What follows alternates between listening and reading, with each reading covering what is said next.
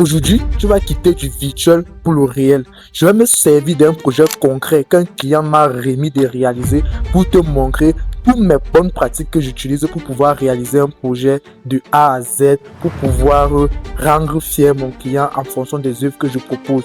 Tu vas quitter de simples développeurs à ingénieur génie logiciel, la fonctionnalité que j'ai. Je vais te montrer toutes mes bonnes pratiques, les documents que je remets au client, les documents que moi-même je conçois, les diagrammes que moi-même je conçois pour mieux comprendre non seulement les architectures, mais bien d'autres choses encore et remettre un travail de qualité. On va explorer tous ces éléments-là ensemble. Donc, tu vas quitter d'un simple dev à un ingénieur génie logiciel. Alors, si tu es prêt, prends un stylo, prends une feuille et on peut commencer. J'ai développé une application appelée FireCNI. Elle permet de déclarer les cas de nationalité perdus ou retrouvés en un claquement de doigts. Bon, en une seconde, bref, en quelques secondes. Donc, télécharge-la, elle est disponible sur Play Store sous le nom de FireCNI. Le lien est dans la description et dans le premier commentaire. Et si tu veux voyager pour aller en Italie ou bien en Allemagne, je te recommande le centre linguistique Ken. Ce sont les gens qui se connaissent personnellement, donc ce sont les cas fiables. Je les mets les numéros dans la description et dans le premier commentaire. Et là, nous, on peut continuer la vidéo. Si tu me découvres, n'hésite pas à t'abonner, à liker, à partager. Ici, j'apprends à développer les applications et j'apprends aussi les bonnes pratiques. Donc, que tu sois débutant dans le développement ou tu sois un professionnel et qui veut juste voir comment améliorer ses compétences à l'intérieur, abonne-toi, like et partage et on est ensemble. Bon, ne vous fiez pas à ce décor. Actuellement, nous sommes dans la période des congés, donc il y a trop d'enfants, c'est pas évident. C'est au moins la 7e fois que j'ai fait cette vidéo, donc de grâce, like, au moins c'est pour m'encourager et partage, c'est ce qui fait aussi ma force en même temps. Alors maintenant que tu es prêt, on va passer par 4 phases pour pouvoir réaliser ce projet. La première phase, ça sera d'abord de causer avec le client. Parce que ce que le client veut et ce que le client a besoin, parfois c'est deux choses différentes. Et en faisant un meet avec le client, ça va te permettre de mieux comprendre son besoin. Dès qu'on aura fini cela, je vais vous montrer quels sont les documents que tu dois réaliser pour que non seulement toi et le client soyez en accord, en plus de ça, les documents que toi-même tu dois réaliser pour pouvoir permettre à ce que tu puisses mieux comprendre le projet et réaliser un projet fin et ce que le client attend. Ensuite, nous allons passer directement à la phase de développement. Donc, avant de développer, vous aurez déjà fait un paquet de trucs avant. Et la dernière phase qui sera le test et la livraison. Bon, on va l'appeler livraison. C'est ça qui sera la dernière partie de notre vidéo. Étape 1, causer avec le client. C'est très important de causer avec le client en avance. Pourquoi? Parce que ce que le client veut et ce qu'il a besoin, c'est souvent deux choses différentes. Donc, il est important de causer avec le client, de poser des questions. Parce que dans cet échange-là, soit c'est Meet, soit c'est Zoom, tu poses des questions. Et quand il te répond à toutes tes questions, et tu notes aussi ce qu'il te dit. Quand tu as maintenant fini d'avoir toutes les informations dont tu as besoin, tu dois faire un résumé au client. Si tu te dis oui, c'est exactement ce dont tu as besoin, jackpot, tu peux passer maintenant à la phase suivante. Si tu accordes que tu peux travailler avec lui, commence par faire un contrat de prestation. C'est très important. Ne va pas plus loin sans ce contrat de prestation là, ça ne va servir à rien. Si demain vous avez un petit souci, tu peux facilement gérer ça avec ton contrat de prestation. Il est temps maintenant de commencer à réaliser les différents documents. Donc, le cahier des charges, le cahier d'analyse et bien d'autres documents encore. Donc, on passe à l'étape 2. Après avoir fini de causer avec le client, il est temps pour toi de faire d'abord un contrat de prestation de service. C'est très important parce que même si c'est le cahier de charges avec lequel tu débutes, si tu ne fais pas un contrat de prestation et que le client ne te paye pas plus tard, tu auras des soucis. Qu'est-ce qui prouve qu'il t'engage et tout le reste? Donc voici à quoi ressemble un contrat de service en quelque sorte. Donc là, tu vas mettre l'objet du contrat, la durée, le délai, la rémunération, ce qu'on va te payer, ainsi que les différents livrables que tu devras donner. C'est très important en quelque sorte, comme vous pouvez le constater ainsi. Donc voilà en grand le contrat de service en quelque sorte. C'est quand vous avez maintenant fini le contrat de service maintenant que vous pouvez passer aux autres trucs. Vous voyez un peu, c'est comme on dit, le présent contrat est soumis au droit camerounais. En cas de légitime, le parti s'engage à chercher une solution à l'amiable avec tout recours judiciaire. Donc c'est très important en fait. N'oubliez jamais ça. Quand tu as maintenant fini ça, il est temps maintenant de revenir sur ce que tu as eu à noter pendant l'échange avec ton client. Donc ici là, quand moi j'étais en train de travailler, moi je listais déjà Et ça, j'ai ajouté les écrans, c'est plus tard. On a ici la liste des documents indexés. Donc, ça, c'est la première des choses qu'on aimerait avoir. La liste des différents documents. Donc, on capture d'abord. On capture. Ensuite, on a l'OCRL qui va gérer tout ce qui concerne la numérisation. Ensuite, on va prendre les infos, plus la version, on transforme cela en PDF, plus le partage.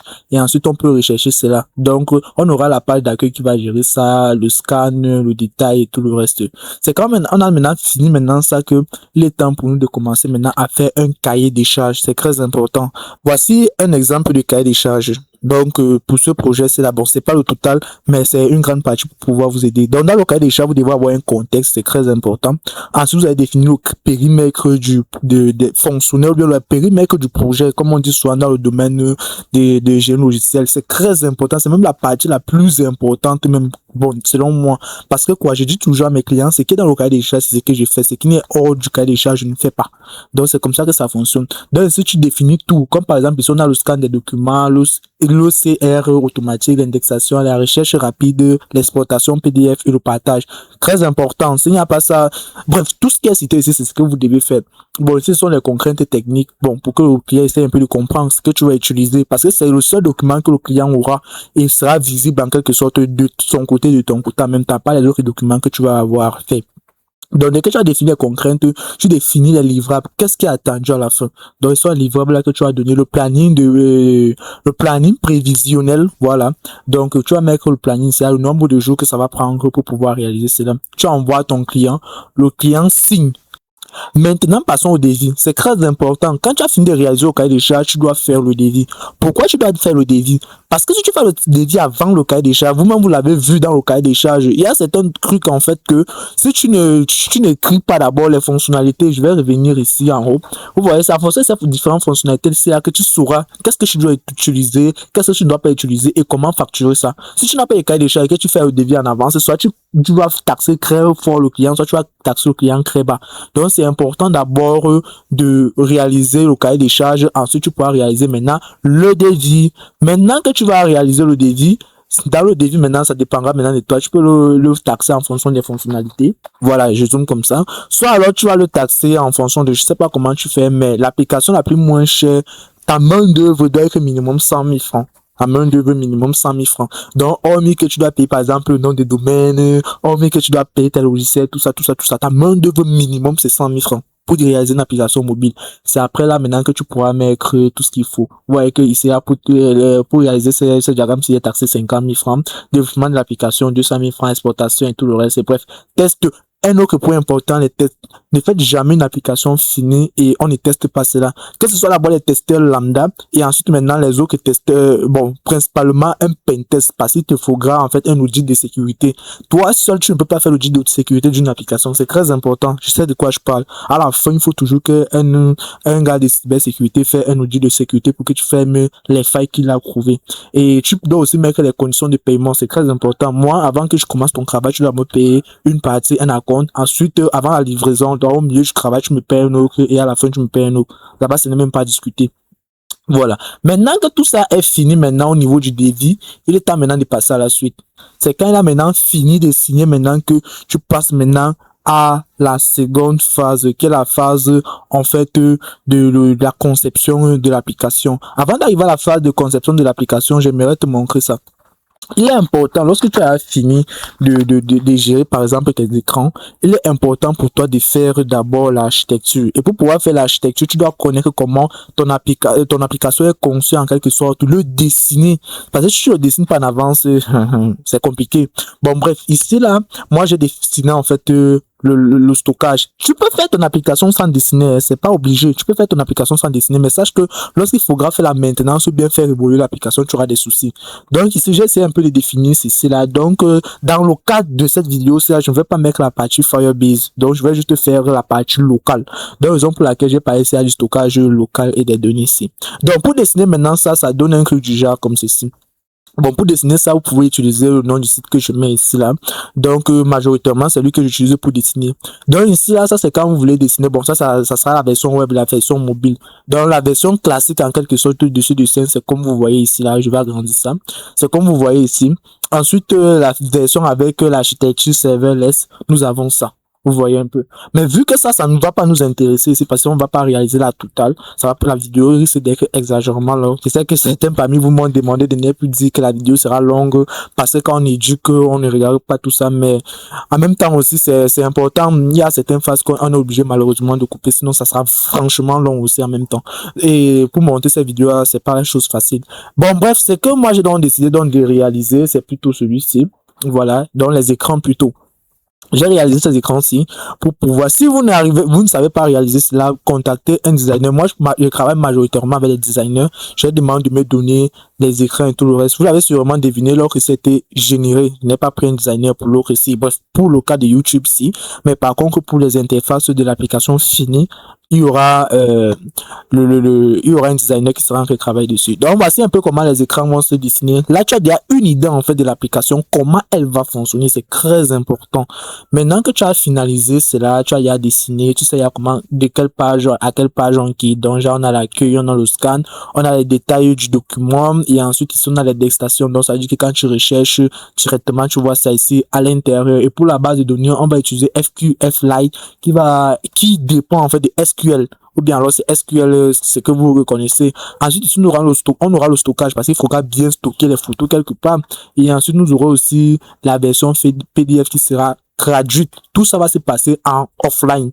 Dès que vous avez maintenant dessiné l'architecture, vous pouvez maintenant passer à la suite. Maintenant, on passe maintenant à la conception. Au niveau de la conception ici, là, vous avez tout ce qui concerne la stack technique, comme c'est écrit là, l'architecture, l'application et tout ça. Donc, au niveau de la stack technique ici, là, ce sont les packages que tu veux utiliser, ce sont je vais appeler ça de manière simple, en fait, les commandes qui vont te permettre, en fait, de réaliser l'application. Comme par exemple, si on a les frameworks, les bases de données, bref, tout ça là, ce qui te sera utile pour réaliser ton application. C'est très important de les définir en avance, avant même de commencer à coder. Aujourd'hui, là, tu es ingénieur, génie logiciel. Oui, tu n'es pas un développeur juste. Ensuite, tu dois définir l'architecture. C'est très important. Donc, je pense que j'ai parlé des architectures. Il y a fait plusieurs vidéos dessus. Il y a le modèle, il y a les services, il y a les scrims. Bref, c'est que vous avez vu là et les widgets. Ensuite, vous avez ici la structure de la base de données. Donc, vous structurez la base de données, c'est très important. La navigation des écrans, combien d'écrans tu auras et tout le reste, comment on va faire pour naviguer à l'intérieur. Ensuite, tu auras ici le flux principal. Maintenant que tu as fini maintenant de réaliser le cahier des charges, il est temps de passer à la chose la plus importante maintenant. La dernière chose qui est, bon, l'avant-dernière chose qui est le code. Bon, vu que ici, nous le savons tous, lorsque tu veux développer une application de nos jours, il est important de travailler avec les intelligences artificielles. Ça ne doit pas vous empêcher d'apprendre la programmation. Oui, moi qui vous parle ici, j'ai codé 5 ans avant l'arrivée de l'intelligence artificielle. Je dis bien 5 ans. J'ai plus de 8 ans d'expérience dans le domaine du code. Je dis bien 8 ans. J'ai commencé à coder avec le C. J'aime d'abord l'algorithmique. J'ai commencé avec l'algorithmique, ensuite le C Sharp, Java, tout ça là. J'ai codé en tout ça. Donc, je maîtrise cela. Mais maintenant, pour aller plus vite dans des projets, je veux pas revenir taper le machin, les mêmes choses, les mêmes trucs. Donc, bref. Coder avec l'IA n'est pas chiant. C'est pourquoi vous devez apprendre le génie logiciel. C'est très important. Ce qui va dire quoi? Le génie logiciel, c'est celui qui va te permettre en fait de piloter ces IA-là. Moi, je code parfois avec les IA, bref, majoritairement, voire plus de 50%, je code avec l'intelligence artificielle. Et je vous rassure que l'intelligence artificielle a des limites. Ça a des limites et franchement même pas la blague. Donc ici là, pour pouvoir générer une grosse partie de notre application, que de revenir retaper un truc qui va te prendre peut-être 3 jours, 4 jours, 5 jours, et que l'intelligence artificielle peut faire cela en moins d'une heure, c'est mieux de pouvoir le faire. Donc je vais vous laisser le prompt ici en commentaire ou bien alors dans la description. Vous allez copier le même prompt, vous allez le mettre dans, bon, moi je vais utiliser Anti-Graffiti, uniquement son modèle de génération. Celui que je vais utiliser là, je vais coller le code là ici. Donc, je vais mettre ça ici et je vais lancer l'envoi. Donc, vous voyez un peu, c'est important, les amis. Je sais que actuellement, vous allez me dire que non, c'est pas bien de coder avec l'intelligence artificielle, ça doit être from scratch, je vous comprends. Vous voyez un peu. Mais sachez que même ceux qui vous disent que l'intelligence artificielle ne peut pas nous remplacer ces motifs descendus-là, ils utilisent ce qu'on appelle le design pattern. C'est un peu comme si l'IA, le code que l'IA prend et vous donne là, c'est la même chose qu'on utilisait avant. Donc, le code était gardé quelque part, on prend justement, mais il ne fait pas marcher. Donc, c'est le même design pattern que vous utilisez. Donc, ne vous laissez pas frustrer que, oh, nanani, nanana. Mais s'il vous plaît, apprenez la programmation. C'est très important. important. Moi, je connais plus de 12 langages de programmation et je maîtrise plus de 5. C'est très important. Maintenant que c'est donc en train de générer l'application, il est temps pour nous maintenant de générer le dernier document qui est le procès verbal. Oui, le procès verbal veut dire que quoi, tu es en train de livrer le produit. C'est très important. Ici, attendez que je zoome. Voilà, ici, vous avez les informations générales, ensuite le récapitulatif des différents livrables. Est-ce que tout ce qui est dans les livrables ont été faits? Ensuite, vous avez le résultat des tests, voici tout ce qui a attesté, et si c'est OK. Ensuite, vous validez tout ça, ici c'est bon, ici c'est bon, vous avez livré, tout le monde est content, quoi. Donc, ça, c'est ce qui concerne la livraison. Donc, pendant qu'il est en train de coder, je pense que je vais vous montrer l'application à la fin, là, ça va permettre à ce que ça ne dérange pas. Si vous avez constaté, on a coupé la lumière ici. C'est la 7e fois qu'il fait la vidéo aussi. Oui, plus la 7e fois. Donc, on a coupé la lumière et j'ai quand même les ressources en stand-by. Donc, je vais vous montrer. Je vous montre tout. Et là, maintenant, quand la lumière va revenir, je vais vous montrer l'application finale. Vous voyez un peu. Donc, avant d'arriver à l'application finale, ce que je vais vous retenir, ou bien ce que je vais vous dire, au niveau des tests, dont les livrables, quand vous devez livrer l'application, première des choses, si vous avez les testeurs, envoyez à vos testeurs. Si vous n'avez pas les testeurs, demandez à vos clients de vous mettre les testeurs sur pied. Pas toi et lui, non. Plusieurs personnes. Minimum 15 à 20 personnes. Les gens doivent tester, ils vous font un retour client, retour d'expérience. Sachant que je dois aussi travailler avec un designer, c'est très important. Moi, j'ai même 5 designers avec qui je travaille. J'ai bien 5 designers. Donc, ce qui fait en sorte que quand eux, ils dessinent déjà les interfaces et le retour utilisateur, ce côté fluidité, j'ai toujours des très bonnes expériences avec côté fluidité. On me dit toujours que le code des applications vraiment très fluide, très fluide même. Bon, bref, je vais continuer. Maintenant que les tests là sont finis, je dis bien, lorsqu'il faut mettre l'application sur le Play Store, bien sur App Store, demandez toujours l'audit de sécurité. Ça va vous permettre d'éviter d'aller en prison. Oui, je sais de quoi je parle. Parce qu'il y a les devs là qui ne dorment pas. Les gens de cybersécurité, autant pour moi, qui ne dorment pas. Donc, ils peuvent chaque jour faire en sorte que votre application se capote en quelque chose, ça ne fonctionne pas. Donc, vous devez toujours avoir un audit de sécurité. C'est pas une demande. En fait, c'est pour te sécuriser toi-même. Ensuite, avec l'audit de sécurité, tu pourras fermer toutes les failles. C'est après maintenant ça que tu vas maintenant envoyer le dernier document au client et que tout est terminé. Ok, je viens de finir de builder l'application. Le son peut légèrement être dérangé parce que je viens de finir de builder. Si vous remarquez les 23 heures. Oh, c'est depuis 6 heures que j'ai en train de tourner cette vidéo. Bon, bref, voici l'application ici, là, vous l'avez sans doute constaté, on l'appelle, bon, j'ai décidé d'appeler StanDoc. Donc, je vais lancer l'application. Sans Fatadi. Donc, voici un peu le mini design que j'ai eu à faire dessus. Bon, du coup, pour pouvoir voir l'application qui est là, on va numériser 2 documents. Vous voyez un peu. Bon, j'ai plein de prospectus devant moi ici. Bon, c'est un élément pour faire la publicité d'une entreprise, mais je vais pas scanner quand même mes documents personnels. Donc, je vais cliquer sur numérisation. Voilà, on me demande les permissions que j'ai tout demander à l'intelligence artificielle quand j'étais en train de scanner le code. Bon, là, je vais prendre une caméra. Bon, là, on va scanner ce prospectus-ci. Bon, il se fait noir et je n'ai pas un téléphone de très bonne qualité, donc on va faire avec. Ok, on va lier ça. Donc, il y a la possibilité d'ajouter d'autres encore, vous voyez. Mais bon, je vais vous montrer cela. On va ajouter l'autre. Une autre partie. Vous pouvez ajouter autant de documents que vous voulez. Bon, moi, je vais encore filmer ça. Voilà. Si vous avez remarqué avec l'OCR, donc ici nous avons l'extraction. Premièrement, ici là, ça écrit le nom. Bon, c'est encore des petits trucs à gérer, mais bon, c'est pas grave, je pourrais gérer ça. Il y a le test que ça extrait ici. Vous voyez un peu en fonction des pages et c'est même modifiable. Même le nom aussi est modifiable.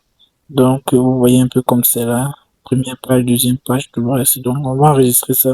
Vous voyez, ça vient s'afficher ici là. Donc, si on clique dessus ici, on a la possibilité d'exporter, on a le texte qui est extrait, on a le nom, on a la date de numérisation, on a le nombre de pages. On peut même partager cela. Donc, on va refaire la même chose avec notre document. Je ne sais pas lequel est proche ici. Bon, ça c'est un document. Donc, on va ajouter la numérisation. On va venir là. On va filmer ça. Voilà. Vous allez excuser la lumière. Voilà. Ok, on va valide ça. Vous voyez que ça va récupérer le nom instantanément après que ça ait créé le texte. Vous voyez un peu. Donc, celui-ci, on va juste enregistrer une seule page. Vous voyez, ça met une seule page. Vous voyez. Et on peut aussi faire la recherche. Donc, si fait ça A, F, G, par exemple, vous voyez que ça le couvre automatiquement. Je viens de te transmettre toutes mes connaissances en génie logiciel. J'ai quitté de dev simple à ingénieur génie logiciel. C'est très important de savoir cette technique-là. Si demain tu veux être freelancer, parce que tu peux pas être freelancer si tu connais pas ces éléments-là de base. C'est être freelancer, quand tu es développeur simple, tu n'as pas besoin de des cahiers de conception, tout ça. Mais si tu veux vraiment être un grand freelancer, il faut connaître cela. Raison pour laquelle moi, majoritairement, les projets que je livre, mes clients ont toujours un seul mot dans la bouche. Vraiment, tu fais très bien ton travail. Tes projets sont fluides. Je vous souhaite, pour ceux qui sont au Cameroun, d'aller télécharger l'application FireCN qui permet de déclarer les cas nationalité perdu ou recouvré. Vous allez voir la simplicité, la manière d'utilisation de l'application. Vous saurez de quoi je parle. Quand il s'agit de projets, je donne toujours au maximum de moi. C'est très important de pouvoir le faire, oui. Parce que je sais de quoi je parle. Plus les clients sont contents de vous, plus vous avez d'autres clients, en quelque sorte. Bon, maintenant que tu connais tout cela, applique cette méthode-là dorénavant, surtout si tu fais des projets perso ou alors des projets pour des clients où tu es seul et tout le reste. C'est très important de pouvoir connaître tout cela. Bon, ça va faire la 15e fois. Je vous ai dit au début de la vidéo que c'était la 7e fois, mais ça c'est la 15e fois parce que je finis de faire comme ça, soit ça coupe, soit la lumière part, ouais, il fait noir, la lumière est partie. Donc, likez et laissez un commentaire, j'en dis simplement aussi de m'aider à continuer à faire le contenu. C'est pas facile, hein. Tu travailles, il faut aussi faire le contenu pour pouvoir aider d'autres personnes aussi sur YouTube. Donc, le minimum, la vidéo est gratuite. Likez seulement. Quand il faut aussi un like, on s'est dit quand même que non, le contenu que je projette est quand même important pour les gens. Donc, c'est très important aussi. Et si aussi vous voulez facilement interagir avec moi, je vais laisser mon compte Lange Bellu sur TikTok. Donc, là-bas, il fait les short vidéos à chaque fois, à chaque fois. Je réponds aussi constamment aux commentaires là-bas. Donc, vous pouvez facilement me contacter là-bas et vous abonner aussi. Ça fait pas de mal. Bon, si vous n'avez pas YouTube, c'est pas grave. C'est pas grave du tout. Donc, je vous ai tout transmis. N'hésitez pas à travailler. Ne laissez pas l'intelligence artificielle. Travaillez avec l'intelligence artificielle et aussi apprenez beaucoup plus sur le génie logiciel, les pentests et tout ce qui va avec. Moi-même, je fais mes propres pentests, mais parfois, je fais souvent recours à d'autres frères ingénieurs, pas ingénieurs, mais pentesters pour me faire un audit de sécurité. C'est très important aussi. Bon, je sais pas s'il y a trop bavardé cette fois-ci, mais pardon. Abonnez-vous et on se retrouve à la prochaine vidéo. Je pense que j'ai tout dit.